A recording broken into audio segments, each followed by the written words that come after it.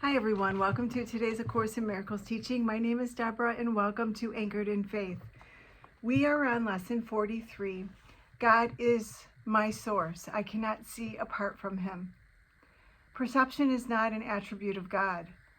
His is the realm of knowledge. Yet he has created the Holy Spirit as the mediator between perception and knowledge. Without this link with God, perception would have replaced knowledge forever in your mind. With this link with God, perception will become so changed and purified that it will lead to knowledge. That is its function as the Holy Spirit sees it. Therefore, that is its function in truth. In God you cannot see.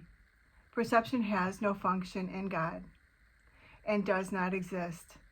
Yet, in salvation, which is the undoing of what never was, perception has a mighty purpose. Made by the Son of God for an unholy purpose, it must become the means for the restoration of his holiness to his awareness. Perception has no meaning. Yet does the Holy Spirit give it meaning very close to God's? Yet does the Holy Spirit give it a meaning very close to God's. Healed perception becomes the means by which the Son of God forgives his brother and thus forgives himself. You cannot see apart from God because you cannot be apart from God. Whatever you do with him. Because whatever you think with his mind. If vision is real, and it is real to the extent to which it shares the Holy Spirit's purpose, then you cannot see apart from God. 3 5-minute practice periods are required today. One as early and one as late as possible in the day. The third may be undertaken at the most convenient and suitable time that circumstances and readiness permit. At the beginning of these practice periods, repeat the idea for today to yourself with eyes open. Then glance around you for a short time, applying the idea specifically to what you see. 4 or 5 subjects for this phase of the practice period are sufficient. You might say, for example, God is my source. I cannot see this desk apart from him. God is my source. I cannot see that picture apart from him. Although this part of the exercise period should be relatively short, be sure that you select the subjects for this phase of practice indiscriminately, without self-directed inclusion or exclusion. For the second and longer phase, close your eyes, repeat today's idea again, and then let whatever relevant thoughts occur to you. Add to the idea in your own personal way. Thoughts such as, I see through the eyes of forgiveness. I see the world as blessed.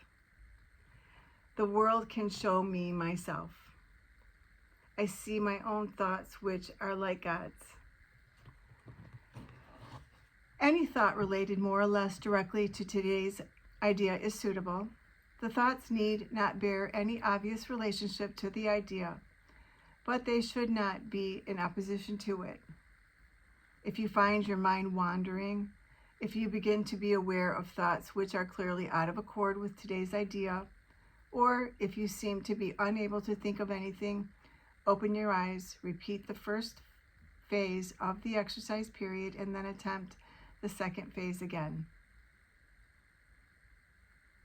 Do not allow any protracted period to occur in which you become preoccupied with irrelevant thoughts.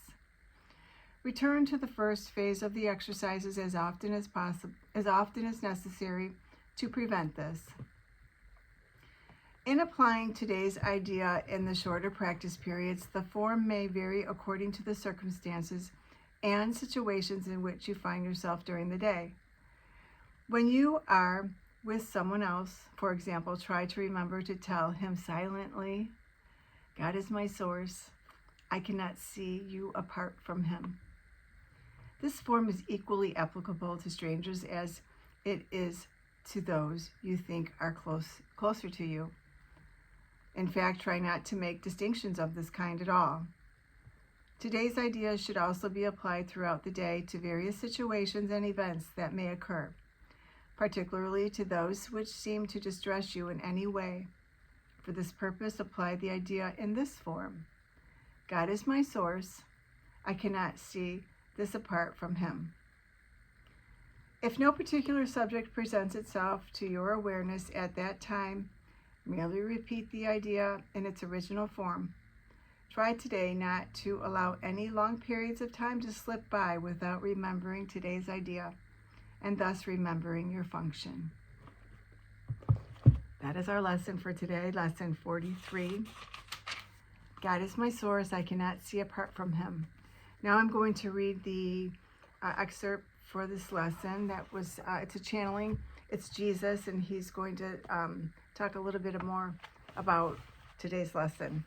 And you can find this information in a book, A Year in Forgiveness. It was channeled by Tina Louise Spalding. You are blessed beings indeed. I am that one you know is Jesus. It is important for you to see that God is your source. It is the miraculous, benevolent, life-giving energy and power of your vital life force. You are not a random occurrence in the universe. You are designed and specifically created by that which you call God. Now you have come down into separation, and you have forgotten who and what you are and why you are here. That is why you are doing these lessons, to remind you of your sanctity and the unique place you hold in the mind of God. You are not more special than anyone else, but as unique manifestation of the mind of God. It is important for you to remember that you have particular qualities that will become more evident as you remove untrue ideas and confusions from your mind. Many of you struggle with this. You wonder about your purpose. You wish you could have a better job or some inspired career to fulfill your life. These things become more apparent as you clean up the detritus and garbage from your mind. That is something logical to think about. If you have too many untrue ideas, contamination in the mind, you won't clearly receive the guidance you need to make decisions. This is why so many of you have confused lives, unhealthy bodies, and distorted and dysfunctional relationships. You have too many things in your mind that confuse you because they are not true. Yet you act as if they are true. You think you are a body, and you think you will die when your body dies. This is not true. You are not a body. You enliven the body. You are the creator of the body in the sense that it cannot exist without you. You do not need it, however, and this will become a more comfortable belief and idea for you as you go through these lessons and practice them as you have been guided. You are a beautiful idea in the mind of God. You have always been, and you will always be. The body comes and goes. It is not who you are. Do not think it is.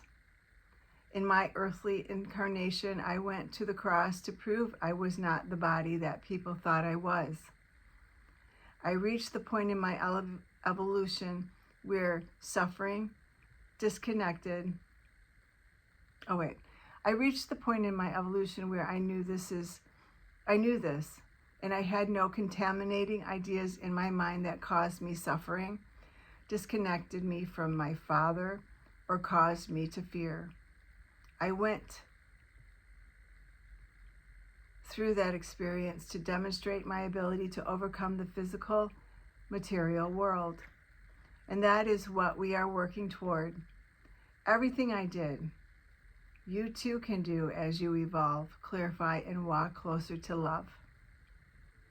I am that one you know is Jesus, and we do not expect you to believe this wholeheartedly, but we will tell you to remind yourself that you are indeed the same as me.